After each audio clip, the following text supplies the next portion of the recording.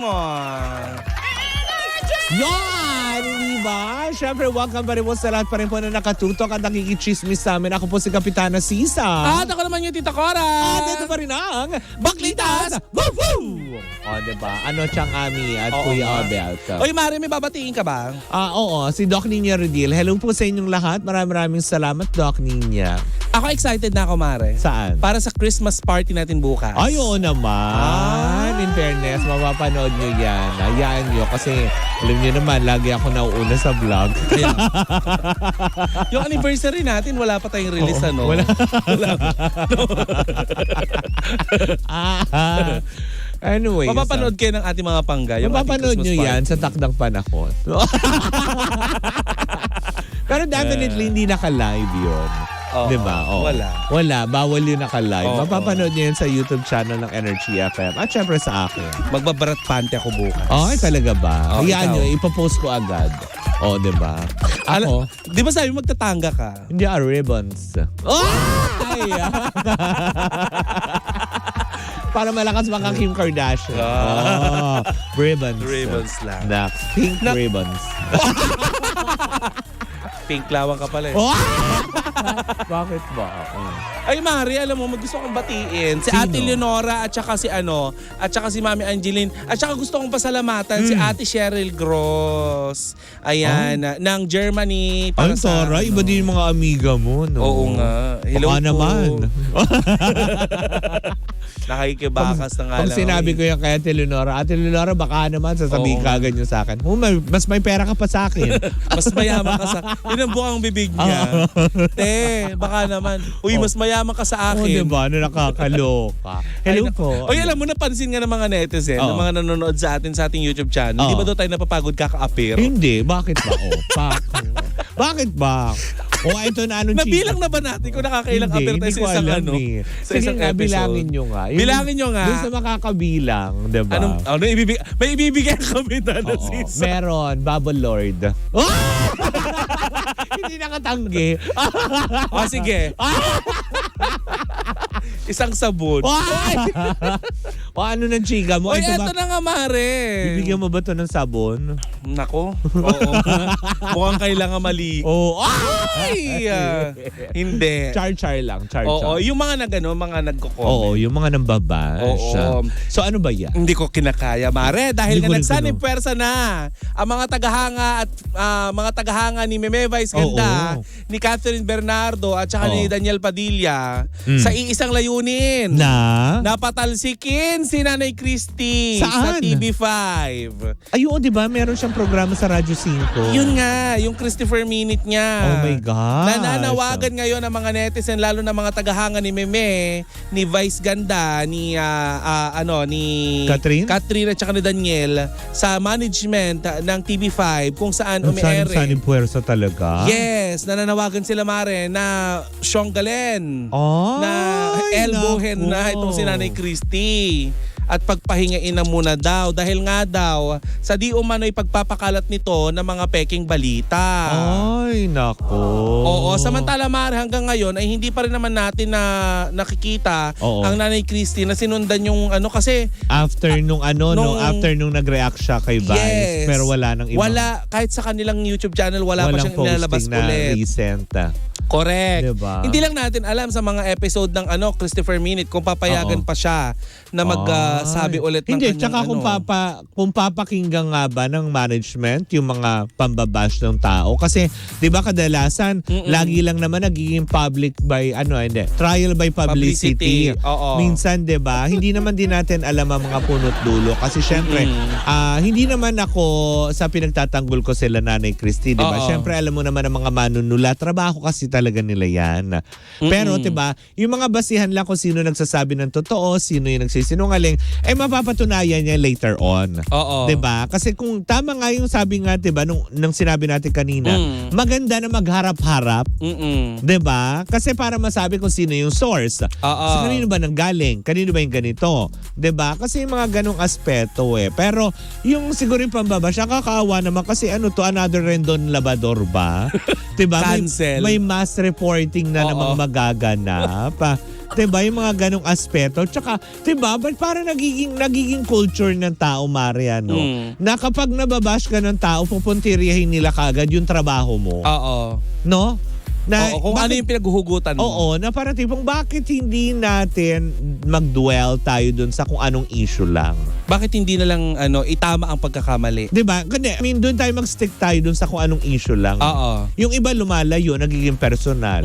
Diba? Okay lang, sige, you have your own opinion. Siyempre, diba? Kumbaga parang lahat naman tayo may kanya-kanyang opinion eh. Depende na lang din sa tao na yun kung paano niya tatanggapin yung mga opinion binabato natin. Correct. Pero yung mga ibang mga salitaan na tipong, kasi nababasa ko, Mari, parang tipong, talaga ba ganito naka-harsh ang mundo? Kasi Mari, ang rason naman ng mga netizen, dati daw itong si Nanay Christy, ang pinagsabong niya daw ay fans ni Nadine Lustre at fans nitong si Catherine? itong si Catherine Bernardo. Ay, talaga ba? Oo, pinagsabong niya dati dahil sa mga ginagawa daw nitong kwento di umano. Ngayon naman daw, yan kung sino-sino na naman daw ang dinadawit nito, kesyo hiwalay na daw ang Katniel. May pagsabi siya ng mga tungkol sa sa pag-ihi ni Meme Vice Ganda. Actually, Alam mo may nag-react dyan, Mari, na parang isang dun sa sinabi niya ha, yung sa pag-ihi. Kasi kumbaga parang may nag-react, nakalimutan ko lang kung sino yung pangalan. Uy, alam mo, nakikita ko nga sa mga comment Pero section. nag-post yun na parang tipong parang hindi lang daw si Meme Vice ang nasa-single out dito eh. Kasi kundi ang buong trans community. Oo, lalo na yung mga pa-girl. Oo, kasi 'di ba, nababash tayo lalo pat 'di ba pagdating sa CR, sa ilang mga malls, ilang beses nang alam mo yun, na iskandalo ang mga kagaya natin sa LGBTQ na miyembro, 'di ba? So parang bakit kailangan daw kasing yun ay ipunteriyahin? Oo, bakit yung mga pa-girl. Tapos parang sinasabi kasi daw ng ilan, ng mga netizens sa mga comment, si Meme Vice lang yung kalaban mo. Bakit parang naging general ang buong komunidad ng sangkabaklaan? Actually yun, Mare, nag-trending nga si Nanay Christy sa sa X or dating Twitter dahil dun sa pahayag niya tungkol nga dyan sa sa pag-ihi. Kasi nga hindi naman natin hindi naman maitatanggi na kamakailan lang, ilang taon nang nakalilipas, Mare. Naging national issue nga yan. Diba? Yung pagkakaroon ng pangatlong CR para sa mga LGBTQ. Diba? Yun na nga, nabanggit ni Nanay Christy ngayon, Mare, kasama sa mga sa mga nagmumungkahi na si Nanay Christy ay sipain din sa sa TV5 mga ilang miyembro din ng LGBTQ na hindi nga nagustuhan yung nasabi ni Nanay Christy. Alam mo naman si Meme Vice Ganda, karamihan ng tagahanga niya ay nasa sektor ng LGBTQ. Actually, iba yung powers. Excuse me. Ano ba yun? Iba rin yung powers pa rin ng ubo natin.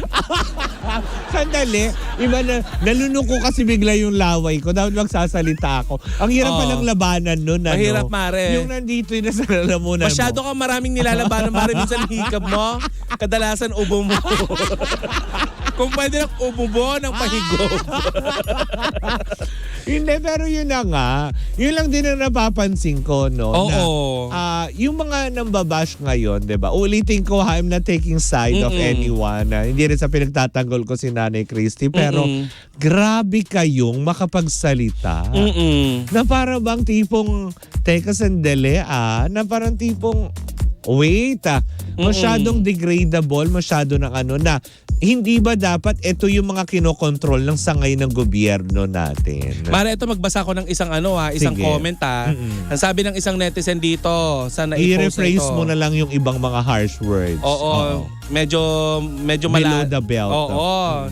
Na kesyo matanda na nga daw si Nanay Christy at konti na nga lang daw ang ilalagi sa mundo para gumawa daw ng mga ganito pang bagay. Grabe naman kayo. Medyo mabigat na nga. Pero diba? Mari, yung mga ganitong bagay kaya, lalo na syempre tagahanga ka.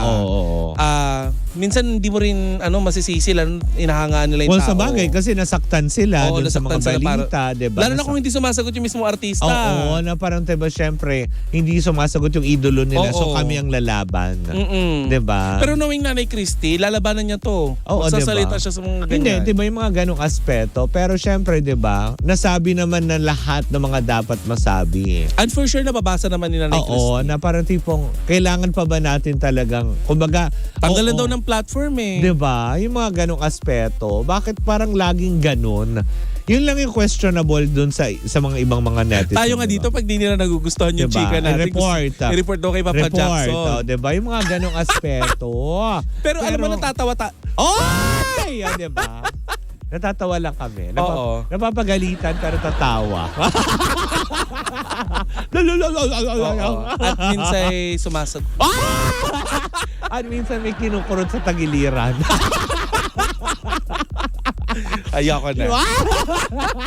Yung kulang na lang magpasano yung tagiliran ng partner mo sa kasasagot niya. Hulaan niyo sa aming dalawa kung sino. Tapos natawa na lang kami.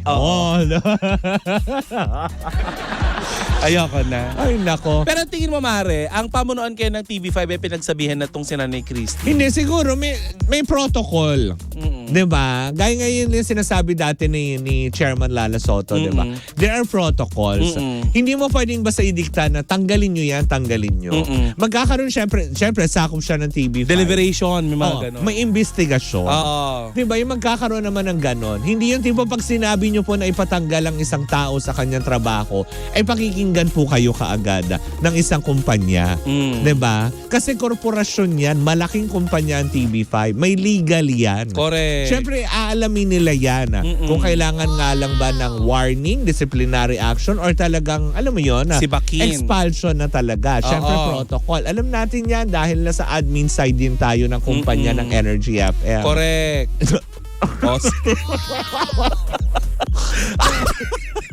Strike!